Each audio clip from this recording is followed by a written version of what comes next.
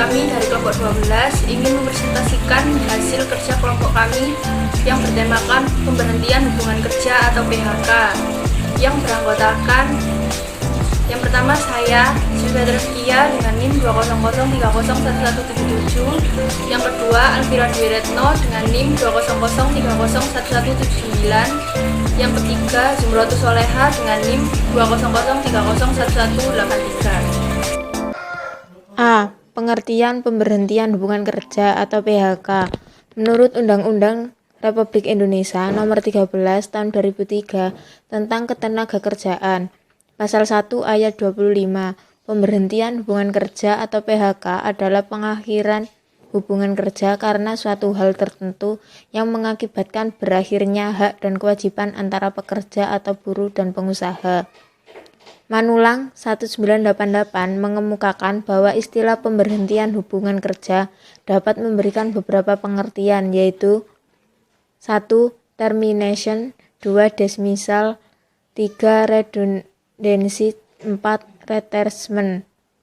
Flippo 1981 membedakan pemutusan hubungan kerja di luar konteks pensiun menjadi 3 kategori, yaitu 1. Layoff, 2. Outplacement, 3. Disband. Berdasarkan pengertian di atas dapat disimpulkan bahwa ada 2 faktor penyebab dari pemutusan hubungan kerja, yaitu penyebab yang berasal dari kualifikasi, sikap, dan perilaku karyawan yang tidak memuaskan, dan penyebab yang berasal dari pihak manajemen yang seharusnya dari keahlian dan wewenangan yang diserahkan kepadanya diharapkan mampu mengembangkan perusahaan, tetapi dalam kenyataan menimbulkan kesulitan bagi perusahaan dan harus mengambil keputusan untuk efisiensi tenaga kerja. B. Jenis-jenis pemberhentian kerja. A. Pemberhentian hubungan kerja sukarela. Dalam kondisi ini, pemutusan hubungan kerja dilakukan oleh seseorang karyawan yang ingin mengajukan pengunduran diri kepada perusahaan secara tertulis tanpa paksaan atau intimidasi. Berbagai alasan yang menyebabkan seorang karyawan mengajukan pengunduran diri, seperti pindah ke tempat lain, berhenti karena urusan pribadi, dan lain-lain. Untuk mengundurkan diri, ada karyawan harus memenuhi 3 syarat berikut ini. 1. Mengajukan permohonan selambatnya 30 hari sebelumnya. 2. Tidak ada ikatan dinas. 3. Tetap melaksanakan kewajiban sampai mengundurkan diri. Pekerja yang mengajukan pengunduran diri hanya berhak atas kompensasi seperti sisa cuti yang masih ada, biaya perumahan serta pengobatan dan perawatan, dan lain-lain sesuai pasal 154 ayat 4. Pekerja mungkin mendapatkan lebih bila diatur lain lewat perjanjian. Untuk biaya perumahan terdapat silang pendapat antara pekerja dan pengusaha terkait apakah pekerja yang mengundurkan diri berhak atas 15% dari uang pesangon dan penghargaan masa kerja. Pemberhentian hubungan kerja tidak sukarela. A. PHK oleh pengusaha. Seseorang dapat dipecat atau PHK tidak sukarela karena bermacam hal, antara lain rendahnya performa kerja, melakukan pelanggaran perjanjian kerja, peraturan perusahaan, atau kebijakan-kebijakan lain yang dikeluarkan pengusaha. Undang-undang tegas melarang pengusaha melakukan PHK dengan alasan 1. Pekerja berhalangan masuk kerja karena sakit menurut keterangan dokter selama waktu tidak melampaui 12 bulan secara terus-menerus. 2. Pekerja berhalangan menjalankan pekerjaannya karena memenuhi kewajiban terhadap negara sesuai dengan ketentuan peraturan perundang-undangan yang berlaku. 3. Pekerja menjalankan ibadah yang diperintahkan agamanya. 4. Pekerja menikah. 5. Pekerja perempuan hamil, melahirkan, gugur kandungan, atau menyusui bayinya. 6. Pekerja mempunyai pertalian darah atau ikatan perkawinan dengan pekerja lainnya di dalam satu perusahaan, kecuali telah diatur dalam PK, PP, atau PKB. 7. Pekerja mendirikan, menjadi anggota, atau pengurus serikat pekerja. Pekerja melakukan kegiatan serikat pekerja di luar jam kerja atau di dalam jam kerja atas kesepakatan pengusaha atau berdasarkan ketentuan yang diatur dalam PK, PP, atau PKB. 8. Pekerja yang mengadukan pengusaha kepada yang berwajib mengenai perbuatan pengusaha yang melakukan tindak pidana kejahatan. 9.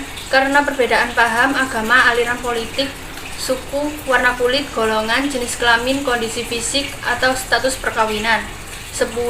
Pekerja dalam keadaan cacat, tetap, sakit akibat kecelakaan kerja, atau sakit karena hubungan kerja yang menurut surat keterangan dokter yang jangka waktunya penyembuhannya belum dapat dipastikan. Kesalahan berat X pasal 158. Mahkamah Konstitusi menyatakan pasal 158 Undang-Undang Ketenagakerjaan inkonstitusional. Maka pengusaha tidak lagi dapat langsung melakukan PHK apabila ada dugaan pekerja melakukan kesalahan berat. Atas putusan MK ini, Depnaker mengeluarkan surat edaran yang berusaha memberikan penjelasan tentang akibat putusan tersebut. Yang termasuk kesalahan berat ialah A. Melakukan penipuan, pencurian, atau penggelapan barang atau uang milik perusahaan. B. Memberikan keterangan palsu atau yang dipalsukan sehingga merugikan perusahaan. C. Mabuk, meminum minuman keras yang memabukkan, memakai atau mengedarkan narkotika, psikotropika, dan zat adiktif lainnya yang di lingkungan kerja. Do. Melakukan perbuatan asusila atau perjudian di lingkungan kerja. E. Menyerang, menganiaya, mengancam, atau mengintimidasi teman sekerja atau pengusaha di lingkungan kerja. F. Membujuk teman sekerja atau pengusaha untuk melakukan perbuatan yang bertentangan dengan peraturan perundang-undangan dengan ceroboh atau sengaja merusak atau membiarkan dalam keadaan bahaya barang milik perusahaan yang menimbulkan kerugian bagi perusahaan. G. Dengan ceroboh atau sengaja membiarkan teman sekerja atau pengusaha dalam keadaan bahaya di tempat kerja. H. Membongkar atau membocorkan rahasia perusahaan yang seharusnya dirahasiakan kecuali untuk kepentingan negara. I. Melakukan perbuatan lainnya di lingkungan perusahaan yang diancam pidana penjara 5 tahun atau lebih. B. Permohonan PHK oleh pekerja. Pekerja juga berhak untuk mengajukan permohonan PHK ke LPPHI bila pengusaha melakukan perbuatan seperti A.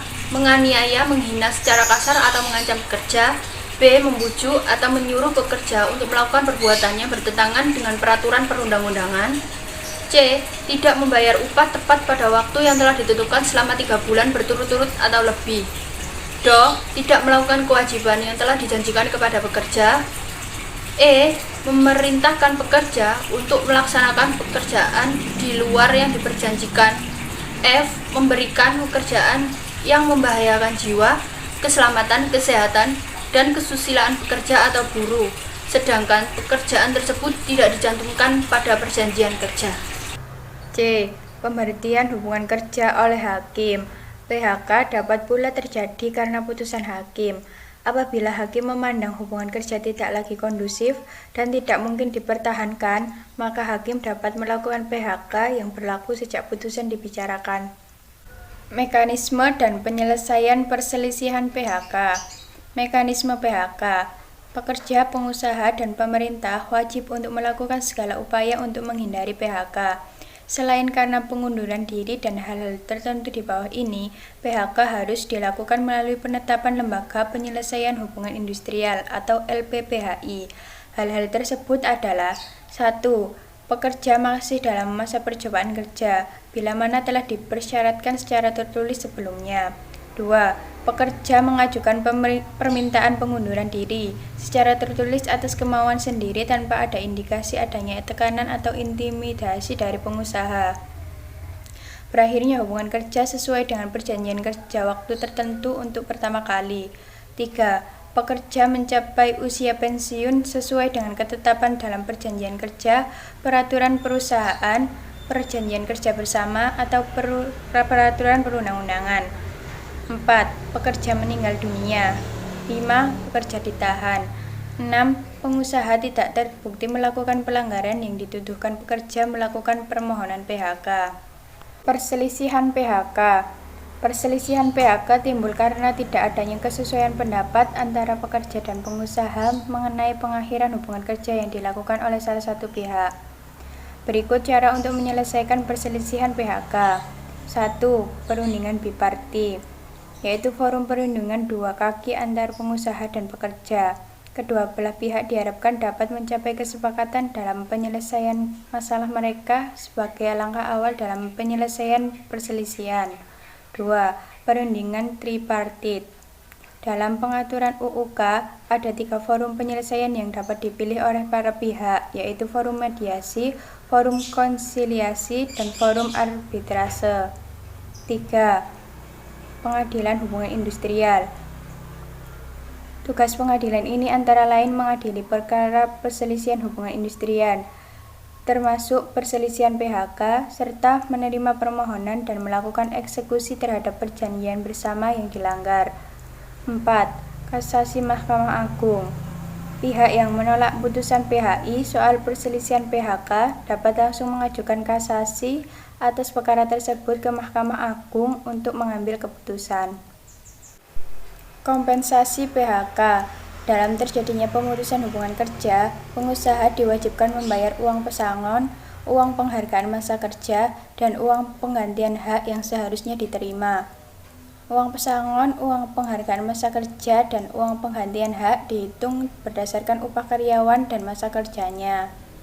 Sekian presentasi dari kelompok kami.